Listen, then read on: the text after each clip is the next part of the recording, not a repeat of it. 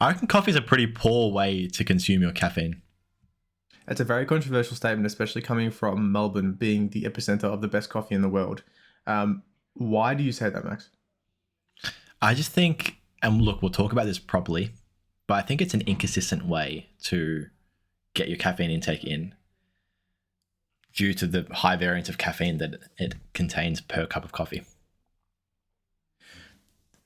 Yes and no. That's such a good conversation starter. Max, today we're talking about caffeine. If you're just tuning in, it's all about what is it? How does it work? How is the caffeine doing things to our body? What is the discussion that we've had in terms of experiences? Everything to know about caffeine, kind of the introductory phase and things overall. Max, do you want to take away with your experience with caffeine, or would you like to jump in first with, in particular, caffeine full stop and its effects? So for people who are aware, caffeine is a central nervous system stimulant and adenosine receptor antagonist. So it reduces the ability for adenosine to bind to our lovely little neurons, reducing the feeling of sleepiness and increasing our total stimulus sensation, I guess is the way I would generally put it. Max, your experience with caffeine, hit me. Yeah, man. Yeah, for sure. Well, firstly, I just quickly a couple disclaimers. So this is going to be a bit more of a discussion, I'd say, rather than more of an education session. I'm not sure where we draw the line really, but we sort of decided we might want to change up the vibes, change up the feel a little bit of it, and just have a chat about how we're feeling about it all. Potentially could talk about some, literature and some science, but also our experience too, because, it's important and it's fun to talk about. So we may be harping more on about our experiences and our feelings and our vibes, but we'll make that clear when we're talking about literature or science and what's proven versus what we think. So just to put that out there, that this chat may be a little bit different. And the final disclaimer is I am currently looking after my young niece. So if you do hear any noises, don't freak out. She's with the slaves right now, so she's being looked after. So I'm joking. I don't own that many slaves. Of course, that many. Max, what is your experience with caffeine? My experience was I was really, really scared of it for a long time. I think you probably were aware of that, right? We've had many discussions in the past where we were talking about why you had an aversion to caffeine in the first place, and I guess the impact of caffeine and or neuromodulators or anything that is psychoactive. Yeah, well, I guess my aversion to it was because I didn't really feel there was no gap where I needed to fill for it. And now the argument could be made that it doesn't really matter if there's a gap because it's an inherent stimulant. It's going to improve my training performance and athletic performance anyway, which is absolutely true. But I felt like because those gains were going to be marginal at best, which I think you would agree with almost certainly, that the potential impact that it might have on my sleep is going to outweigh any potential small benefits that I'm going to get. So my thought process was that, one, I didn't feel the need to have it from a day-to-day perspective. I didn't get drowsy. I didn't get sleepy. I had lots of energy. Everything was pretty much perfect in my life. I didn't have any issues whatsoever. My sleep was very consistent, good quality sleep. Everything was perfect on that front. So I didn't feel like there was a need to introduce caffeine into my life, which is a whole nother variable to complicate things even further. And so that was essentially my reasoning, as well as being fearful that I know sleeping and sleep schedule is fickle. Lots of people have lots of trouble with their sleep. And when you've got a good thing going, my recommendation, I think you would agree 100%, Matthew, if we've got a client that's telling us I've got a really good sleep routine, I'm feeling great, got so much energy throughout the day, my sleep quality is just amazing. Even if they're doing some things that I would say would be not the best from a sleep hygiene, sleep habits point of view, I wouldn't be wanting to tamper with that too much just because I know how fickle sleep can be. Would you agree with that overall? Well, really tricky situation. If their perceived quality of sleep is good, but I objectively think that their quality is trash, of course, having that open discussion with them, like, how are you measuring the quality of your sleep? Is, I measure it through my watch, and we all know how trash those are, actually measuring the quality and duration of your sleep.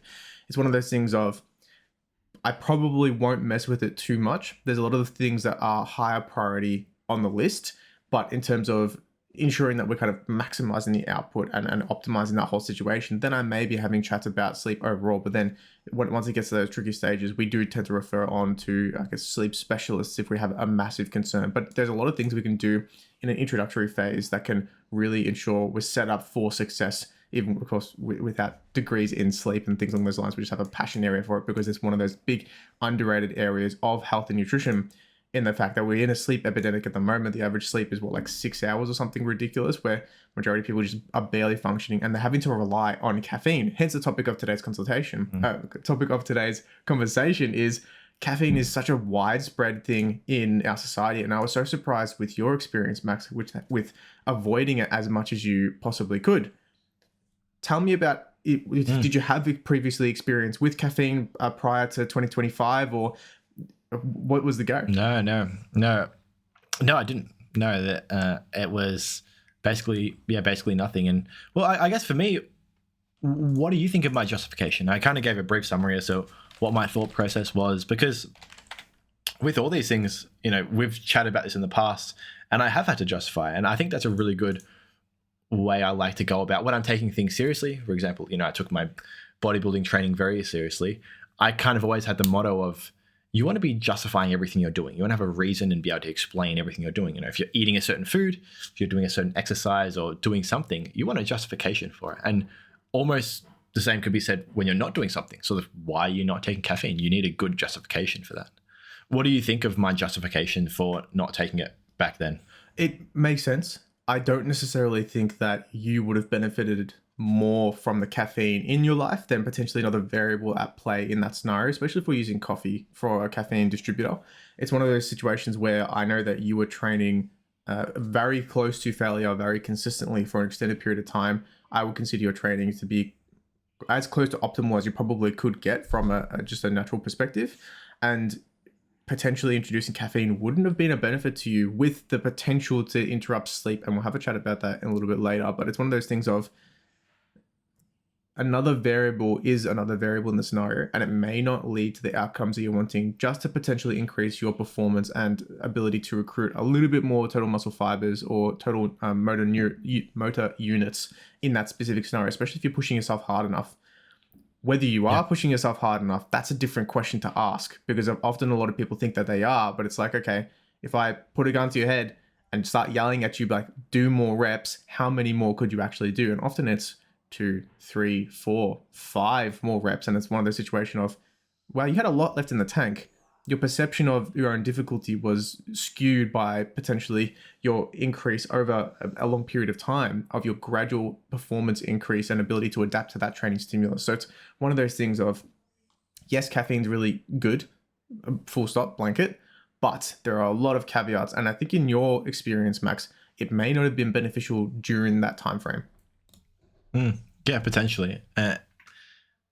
Look, I guess we'll never know. It would be good to see, I know there is a little bit of research out there. I haven't actually read the study myself, but there is a bit of research out there looking at even caffeine consumed early in the morning and its effects on sleep later in the day. So, 12, 14 hours later. And from my understanding, I've only read the abstract, so I can't really comment anything on it. But in those studies, I'm pretty sure I saw that there still was an impact on sleep from, caffeine consumed early in the morning to later in the day. So this isn't a black and white situation of that, like, oh, I'm definitely wrong because I didn't consume caffeine, when it's like objectively a good way to improve your training performance. It's like there is a bit of nuance and gray area here around like that, because we know how important sleep is, that it does impact your sleep a little bit at least. Absolutely. Well, I think I'm familiar with that abstract as well, in the sense that it was, I think, even beyond the 24-hour window, it still shows signs of reducing your sleep quality. However, the impact of the caffeine on that sleep quality, I'm not familiar with. And I suspect that once you get past kind of that 6 to 8 hour window, it's so negligible, where I think you could be doing so much more at optimizing some other areas of sleep hygiene, sleep consistency, light environment, sound environment, that the caffeine post that 6 to 8 hour window prior to the bedtime doesn't really make too much of a difference. Completely agree. Yeah, most definitely. So look, I'm a recent convert. I have been having a coffee. Now, my coffee routine's a little bit wacky. I guess that's kind of everything in my life, to be fair. But I've recently been consuming coffee for, I'd say, 4 or 5 weeks or so now. I bought my first coffee machine exactly 7 days ago, so that's been fun using that. But Matthew, you're a bit of a seasoned vet, aren't you? Yeah, I'm a coffee enthusiast, I guess you would say. I've almost become a coffee snob, which is I never thought I would stoop that low. That's disgusting. In typical ridiculous Melbourne fella. In terms of I guess my coffee journey, I really started consuming a lot more when I was working at a winery down in the Yarra Valley. Really nice place. I'm not going to throw names or anything like that, but I was able to compete with the other like pseudo baristas out there when people would bring out the coffees. I'm like, your coffee's trash. I can do a way better job. Anyways, the ability to that's a whole nother topic. The ability to foam the milk appropriately without massive bubbles, without burning it. And then if you got soy in the mix or anything along those lines, that's more controversy. But the consistency between the coffee, I guess, draw, the ability for the espresso to be the same total mils as well as the same consistency every time was something that of particular note, because I would notice that some people would tamp the coffee grounds in the actual, I'm going to mess up the terminology here, in the brew cup that distributes the coffee. Please don't roast me, coffee people. The tamping would significantly increase or decrease the amount of total water that was distributed and how the speed of that. And it's one of those situations where the brew time in particular can have a massive influence on the amount of caffeine that's inside that coffee, to the point where if you're only brewing for a very short amount of time, the amount of caffeine is most likely not going to be the same level as if you did a very long brew where it was steeped for an extended period of time, almost like a French press or something along those lines. And it's something to be aware of that. There's a really great video by James Hoffman on YouTube, completely free to go watch. He compared the differences between caffeine total amount between the exact same franchise chain. I think he compared McDonald's and different cafe chains and things along those lines.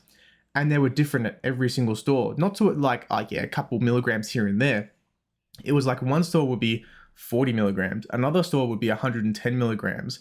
Another store would be 70 milligrams. Okay, if you're expecting a consistency between even a chain franchise, man, that is a huge variable. And your impact on performance of not only your ability to kind of wake up, especially if you need caffeine to kind of kick you on for the start of the day, that's going to be hugely dependent on what time of day, which person brews the coffee brew, what kind of environment that is, where the beans have come from, how long the beans have been roasted for. There's so many factors in this scenario that even if you get the exact same one every single day, your total milligram intake of caffeine is going to be highly dependent on the scenario. Now, I wonder how much of an impact does the caffeine in particular make, or the feeling of having a coffee that is the comforting thing in the morning? Because I think we have a positive association with, hey, I'm having the coffee. I know coffee is yum yum. Coffee likes me. I like coffee. And that starts in the morning is like, okay, everything's okay. Everything's normal. And then suddenly when, man, my day's not started with a coffee, everything is trash, you're evil, you're a dumbass, get out of my face. It's one of those situations where I wonder how much of an impact that is. But then we can go down the rabbit hole of a total caffeine intake and dependency. Guys, quick ad break. We are currently taking on clients. Click the first link in the description to explore more. Back to it. Yeah, well, I guess that's what I was alluding to at the start. And you did a really good job at explaining that. That was awesome. And that was exactly my point at the start, was that if you actually really do care about your caffeine, and that's what you need to decipher between. Do you care about drinking coffee? Do you like drinking coffee? Or do you like caffeine? And we really need to separate those two, because they're not one and the same. Because just like you were saying, there's massive variations between coffee. And if you care about caffeine, then you probably should have something that's relatively consistent overall, so you can get a good gauge for how much you need, how much is good for you, so that you're not essentially hating life some days because you have a lot less caffeine in it on Monday, and then Tuesday you have heaps and you can't go to sleep Tuesday night, kind of thing. So that's your two wild variations that you might get. And I think that would genuinely be worth considering.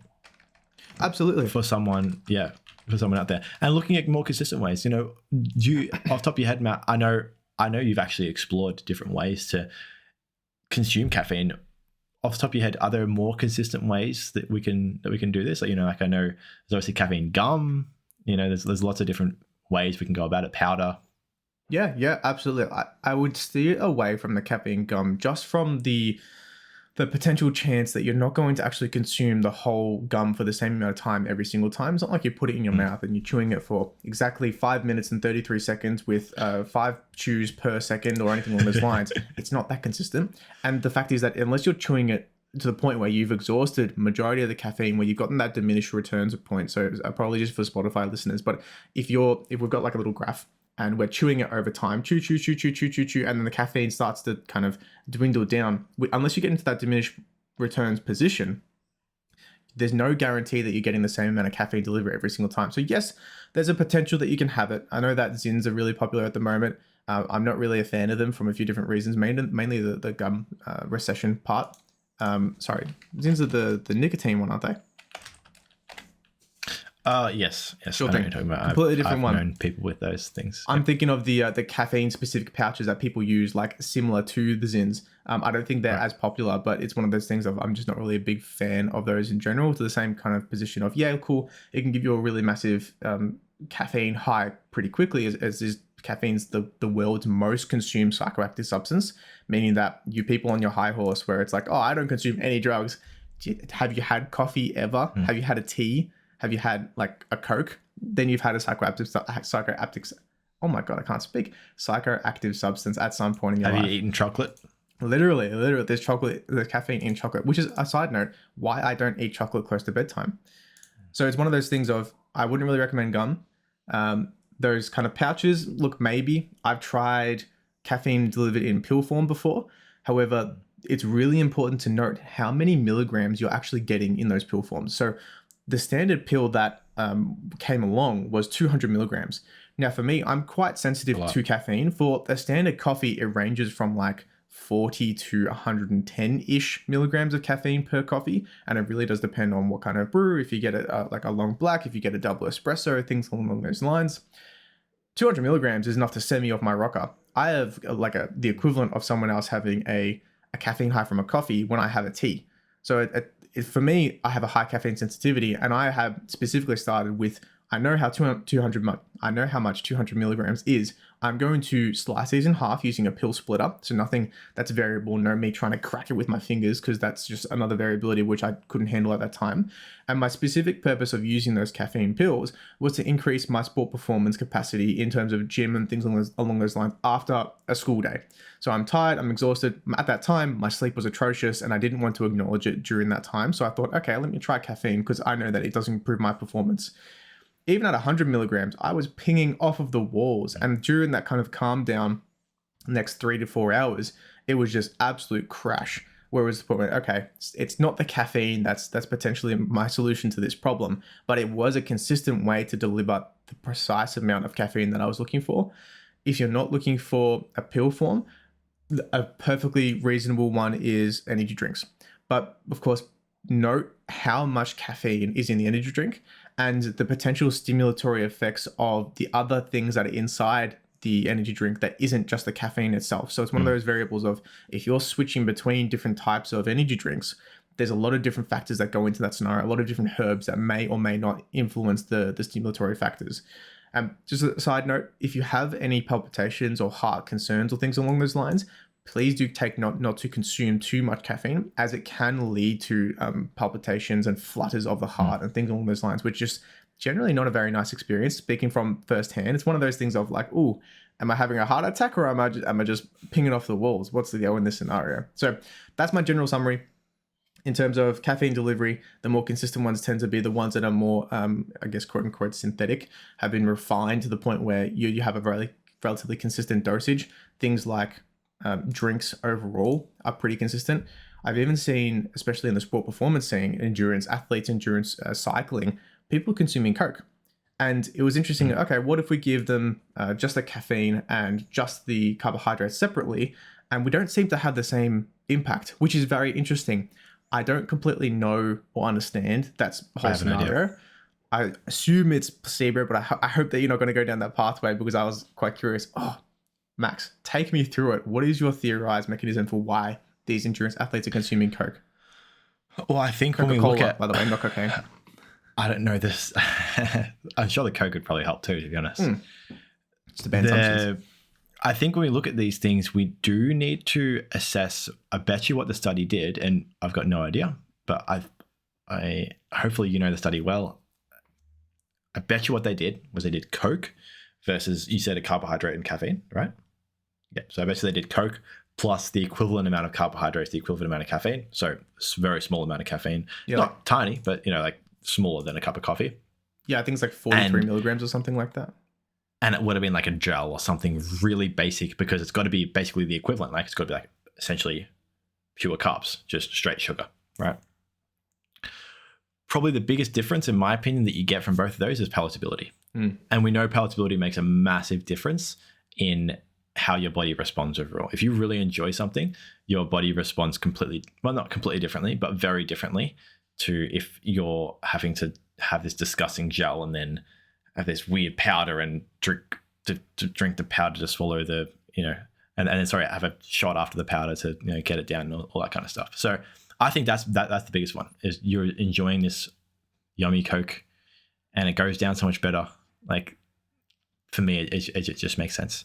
Yeah. Would you agree with that overall? Oh yeah, 100%. I think that's a factor that doesn't go acknowledged as much, is that even with, if you were to deliver the carbohydrates just from the same consistent source throughout the entire endurance of that event, one of those situations of, look, if you have palate fatigue, you're not enjoying your time. It's something that's not fun, where people once you get to that third hour, you're really looking forward to that different sandwich that's not the same jam and white bread. It's like, oh, a honey sandwich. Man, most people don't really care much for a honey sandwich, but for an endurance athlete, a little bit of a difference makes a huge potential increase in their total performance. And it's one of those interesting things where it's, yeah, absolutely, the palate fatigue, and I guess you could almost also put in the placebo effect to a certain degree, is one of those really significant factors in this scenario. I'm not familiar with the study. Sure. I apologize. If anyone would like to go read the study and comment below what their findings was, I'd absolutely love to have a little bit more of an in-depth discussion with you in the comments below. So that'll be really great to talk about.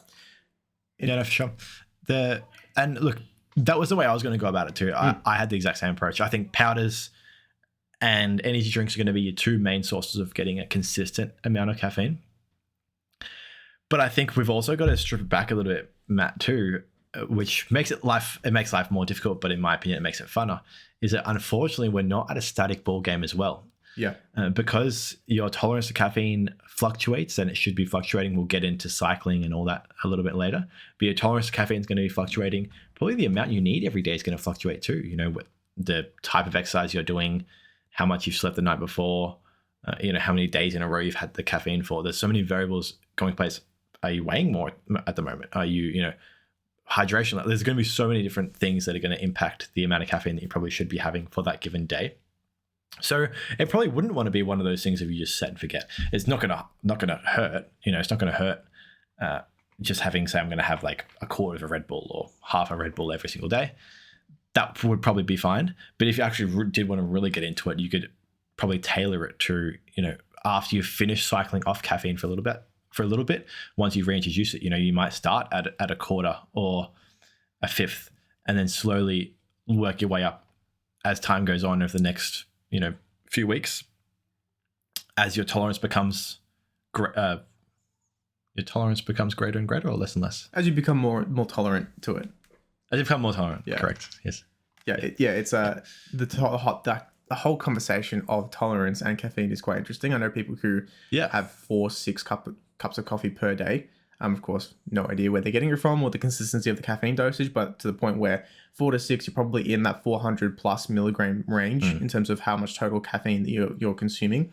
And once you get to that point, your body can come, I guess, dependent on its use, to the point where if you... Can it? Oh, absolutely. Like the caffeine withdrawals is a very significant thing where it's like, oh man. Oh, withdrawals, yes. Yeah, I'm trying to go off caffeine. I've just gone cold turkey. By the way, cold turkey for most things is never a good strategy for most things.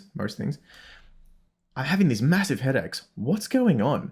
And it's, you kind of peel back the layers. What's different in the past few days? Oh, I've done this, I've done that. I switched to decaf coffee. I'm like, oh, bingo. That's where you're having some massive headaches, to the point where it's almost migraine level, where your dependency was so high, your brain can't cope without that blocking of that adenosine uptake. And it's one of those situations of, if you're looking to reduce your caffeine intake as time moves forward, it's probably going to be a good idea to slowly scale back things, unless you want to have a really shit couple of days where it's 3 to 4 days of pretty significant headaches and or dehydration feeling. Generally not a very nice experience. But once you get into that 400 plus milligram range, I don't think there's much of a benefit unless you're looking at a specific sport performance application and you're constantly kind of requiring a high level of stimulus.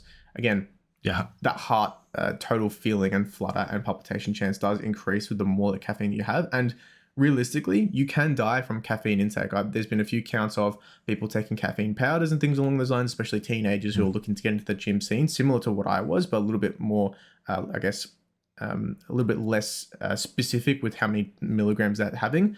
The kind of whole mentality of, hey, I'm going to dry scoop this pre-workout, but no pre-workout is made the same. And sometimes you get a pre-workout which is really, really high in caffeine to the point where it's straight caffeine powder.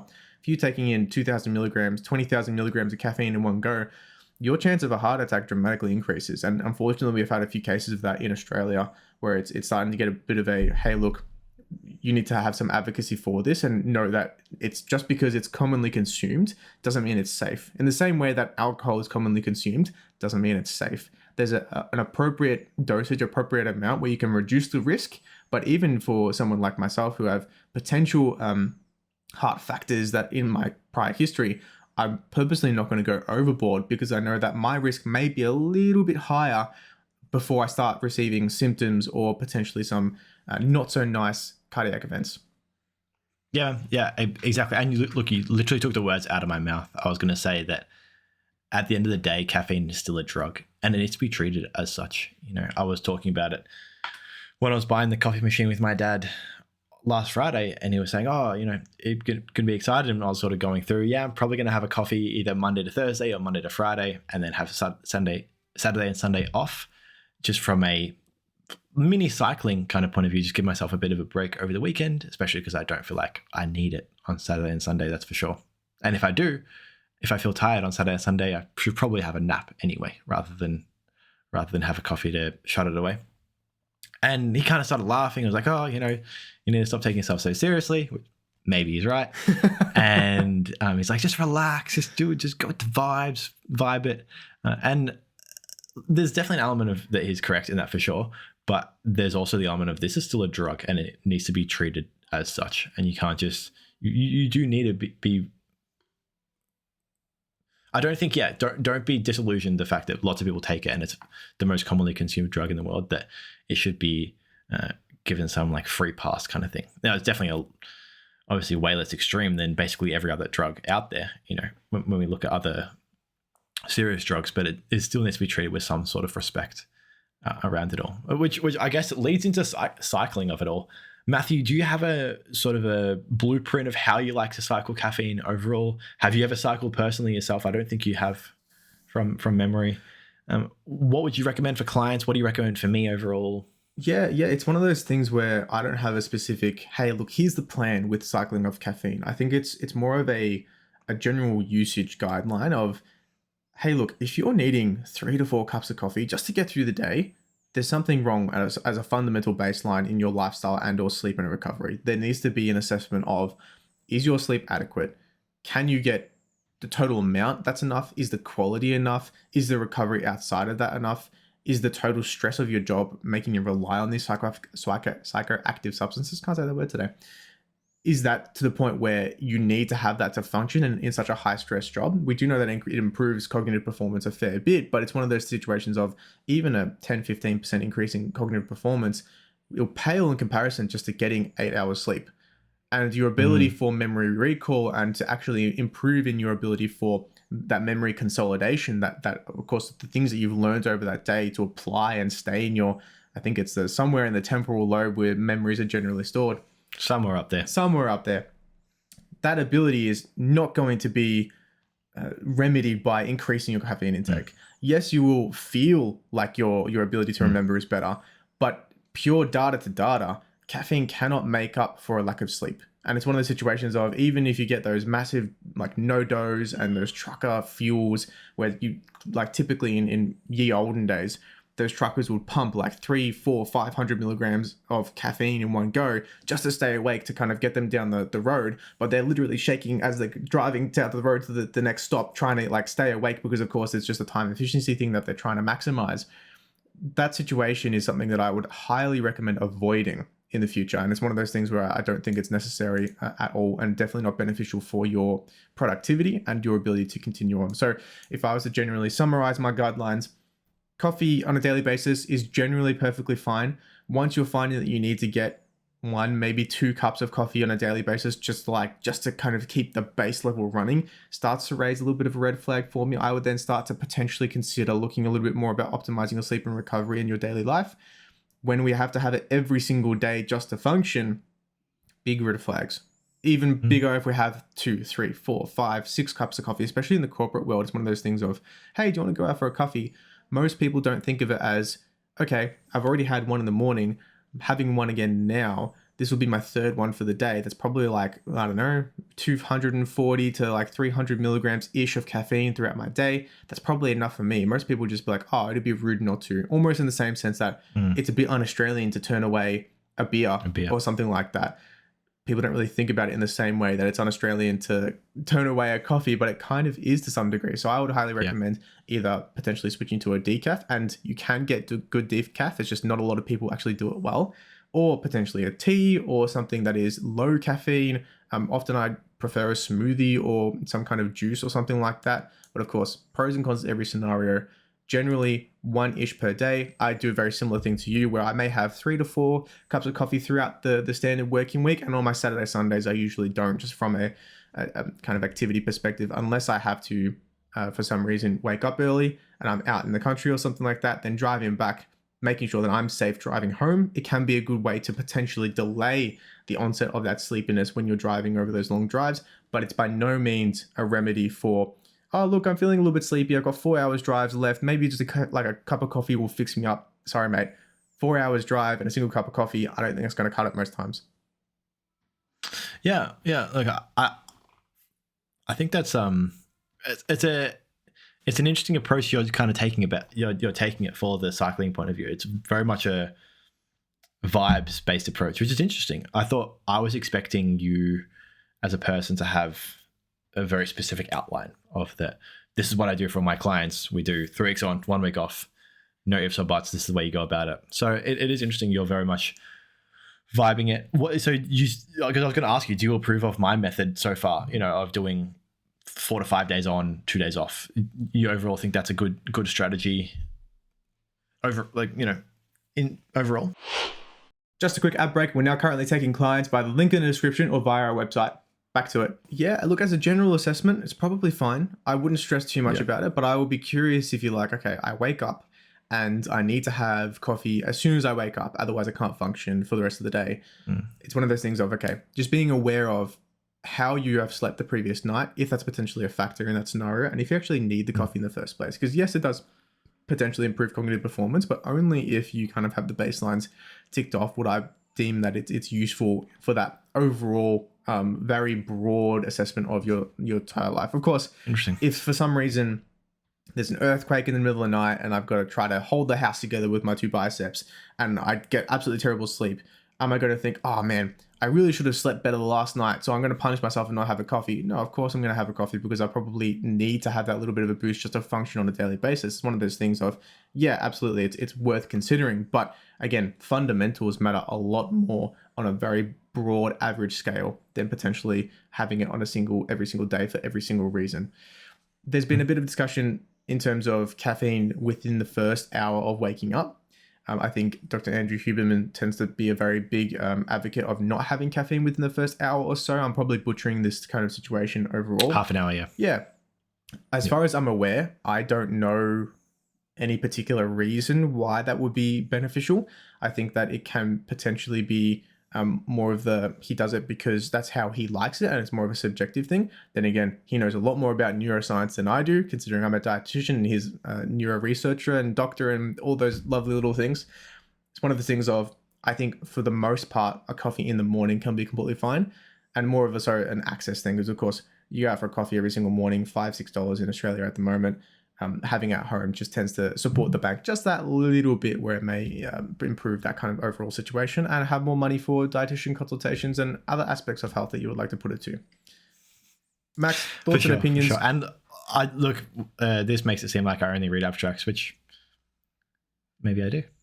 But yes, I did read an abstract. I did read an abstract for that whole thing you were just talking about before. I think it was posted on Menno Henselman's pretty sure Instagram account. So I read it. And it was talking about how there's no reason not to consume caffeine within the first 30 minutes of waking up. So yeah, I have heard that too. And I literally just saw a study saying there's no point. So I don't know anything about it, just like you. It's not something I'm particularly interested in or really care about learning. And I'll be guided by whatever the research says rather than making up my own wacky conclusions. So again, you can. I do wait. I wait about 45 to an hour just because I brush my teeth first thing in the morning. So I don't want to have have a coffee straight after I brush my teeth. Sure. It's very interesting. That's literally the only reason why. Take me through that little thing there, Max, because I think not a lot of people are aware of brushing your teeth and the influence of coffee or caffeine. Yeah, well, look, I guess we can strip it back. How about I'll do this and then you take us through caffeine. So strip it back firstly, brushing your teeth makes your teeth softer. My cousin's going to kill me. Brushing your teeth, I'm pretty sure, makes your teeth softer for around about 30 minutes. And so you don't, and so does, and the problem is that when you have sugar or like highly acidic foods as well, that also makes your teeth softer. So if you have like lots of sugar or like consume sugar or highly acidic foods 30 minutes prior to brushing your teeth, it's not necessarily the best because your teeth are already a little bit soft from those foods, and then brushing it isn't the best from like a teeth health point of view. And then the opposite as well. So if you brush your teeth, it makes your teeth softer as well. And then if you're having the high sugar foods or highly acidic foods, that's also not good post as well. I know literally nothing about this from a physiology point of view, hence why I stumbled over that. But I do know you're not allowed to, so I don't. That's all. I just know, like, don't do it, so I don't ask questions. Yeah, it's a pretty good guideline. If a dentist or an orthodontist generally tells you something, I tend to listen because most of the time they know what they're talking about, considering that's their field of research. From my awareness, absolutely, without like knowing the exact physiology behind it, the softness and or more in particular the ability for the teeth to become more porous, so they uptake more of the I guess substances around. I know things like coffee and tea and things with high amount of tannins total can potentially darken the teeth a little bit more. That's why you may see that people who drink a lot of coffee have a little bit of darker teeth. It's one of those things where it's something quite interesting. We know that a good friend of ours consumes a lot of caffeine, specifically from energy drinks. One of his reasons is because he doesn't want his teeth to be darkened, which I think is an interesting reasoning behind that. But I think it's potentially something that is under-acknowledged about coffee in general, is that you get a lot of benefit from the coffee itself over potentially the caffeine in particular, because of course in the coffee you have a potential high antioxidant load, which is quite interesting. That's a whole different topic of discussion. Actually, let's jump into that. The perceived benefit from coffee in particular on a broad population scale is that it is quite high in antioxidants and polyphenols. A lot of people just don't get enough of that in their daily life. They're not eating 2 serves of fruit per day. They're not eating 4 serves of veg per day. They're just not getting the total phytochemicals that may be really beneficial to their life. And we see a positive influence on specifically coffee because it has a high amount of those, and other people's diets are just so generally poor that even the coffee can improve their potential cardiometabolic outcomes in the future, to the point where it reduces type 2 diabetes by like 6-ish%. It reduces chance of Parkinson's by about 20 to 30%, depending on who you're listening to. That was by Rose et al. 2000 and Huxley et al. 2009. Is one of those interesting things of there are definitely benefits to coffee in particular and or caffeine, which you may not receive from caffeine isolated just by itself in potentially an energy drink form or in a capsule form. Yeah, for sure. And yeah, I think just we've harped on about this over and over again on the cast, is that's great, but that's probably just an indication of how poor people's diets are. If your antioxidants are coming through the overall. Now, Matthew, we're going to be speaking about I was having a conversation earlier today, or just a brief conversation, with a doctor around BGLs overall, just because, unfortunately, we do live in a world where people don't really know much about blood glucose levels. And the reason why, since I've gone on a side tangent here, is because the reason why I actually started consuming coffee was because it wasn't like, I don't get that in the morning. I wake up absolutely refreshed, super energetic. I don't feel bad at all. I was getting quite tired after lunch. So around about 2:00, 3:00, around about that 1:00, 1 to 3. I was getting quite tired, like very tired actually. And that's why I started taking the caffeine. So I'd have the coffee in the morning. So I have the coffee around about 8:00 or so. And that means that I now don't get tired between 2 and 3. I just feel consistently good the whole day.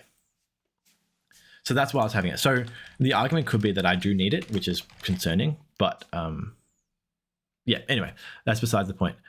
I did actually experiment a little bit with trying to eat different foods, eat more protein, more fat, less carbs around lunch, but it just wasn't really doing much for me to reduce my fatigue levels. And I know it's a super common thing.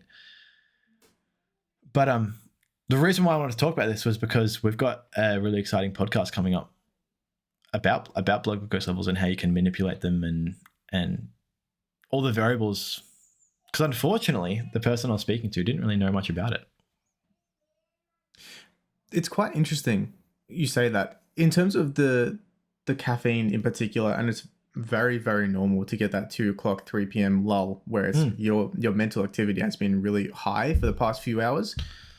That's just a normal physiological response in my view. I think a standard 8-hour workday generally doesn't mean that you're productive for 8 hours out of that day. So potentially caffeine is one of those ways where if your business provides free coffee for you, they're injecting a psychoactive substance in your workplace that is almost the point where I would say it's the same level of providing meth to the soldiers in World War II, where it's like, look, we want you to improve your performance. Here you go. Here's a cognitive booster that may or may not improve your performance for the next few hours.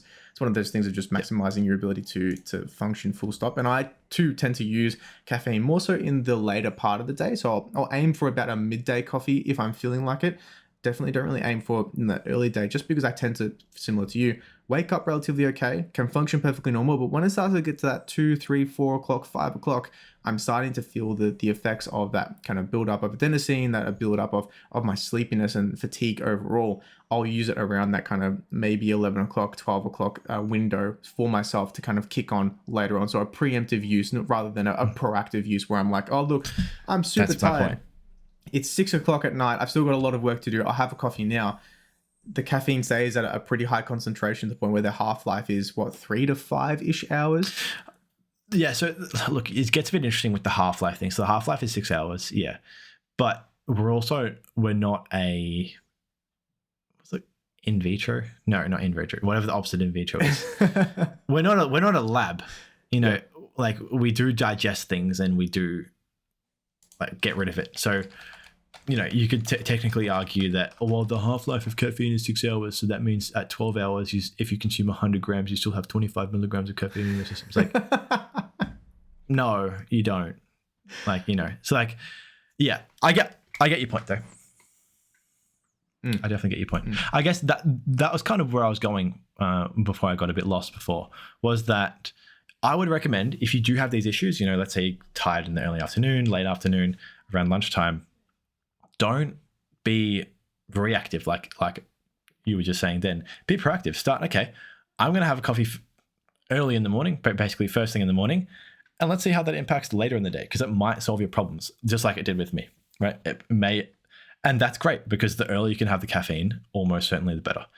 If it doesn't, maybe you push it back a couple hours, so if you getting tired around 2 every day, and then the early morning doesn't work, your 6, 7, 8 o'clock coffee doesn't work, maybe try it at 10 o'clock or 11 o'clock. And if that works, that's great, because you want to do it the earliest possible overall to solve your problems, whatever the caffeine is doing to solve your problems. With specific and particular importance placed upon that sleep, because of course, the more caffeine that's in your system, when you're going to sleep or getting in that sleep environment, the more stimulated you're going to be, the worse your sleep outcomes will be, and the worse you'll feel for the next day. So it's a bit of a positive feedback loop moment. Look, caffeine can It be a is. really useful time if used appropriately. It's one of those things where if we're looking at exactly like you mentioned, Max, in vitro, yes, the caffeine is very particular in the way it goes in half-life. So in vitro is outside of the body in like a petri dish. In vivo, inside of our bodies, we're a lot more flexible. There's a lot more factors that go on. We don't have a complete and consistent, this is how every single time your half-life goes with caffeine.